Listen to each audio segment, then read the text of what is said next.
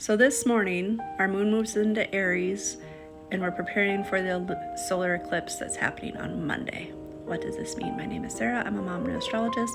Pause to read to see how you can work with me. So the Aries archetype is the first of the zodiac. It likes to initiate things. Sometimes it moves before it thinks. It is ruled by Mars. Mars is in Pisces, so there might be a more intuitive movement happening as well. Today, you might not feel like doing much because it is still the balsamic phase of the moon. That is going to change and build as we move into Monday. 1:20 a.m. is when the solar eclipse is happening at 19 degrees of Aries. You can look in your chart to see where Aries falls, to see where it's going to impact you. 16 degrees to 22 degrees of any of the cardinal signs, so that would be Aries, Cancer, Capricorn, or Libra. Also, if you have a Leo rising of those degrees, you might feel it just a little bit more.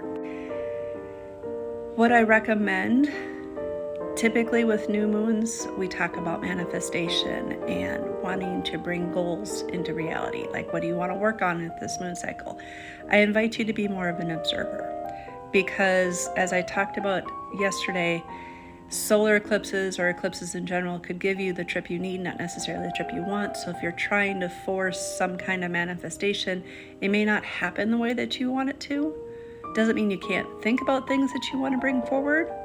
Definitely write it out, but also then ask the universe, whatever you believe in, can you give me a sign that this is the right path for me? You could do that through divination. You can do that through pulling a card. All of those things are valid. Aries rules the head, and Aries is the bringer of spring. So this is kind of a big deal, and I absolutely love that this solar eclipse is happening right next to Chiron, which is the wounded healer. So you might be feeling some of these old hurts. You're just able to process them that much easier. You might see some triggers come up.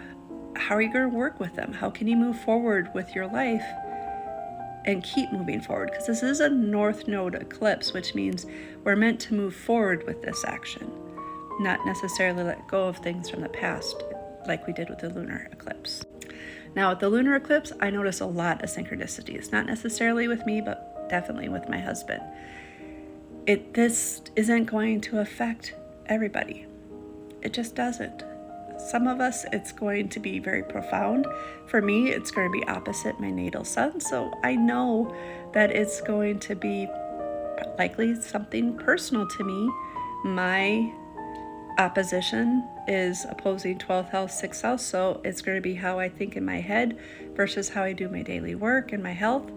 And knowing that gives me comfort. And I hope that these videos do the same for you, that it gives you comfort. Because I grew up in the generation of G.I. Joe, where it's that more you know and the rainbow. Yeah, and those commercials, what I'm talking about. I'm Gen X. You know me, right? It's not meant to be fearful. It's just meant to give you knowledge. So let me know how you feel about this Aries eclipse. Enjoy it. It's going to be spectacular.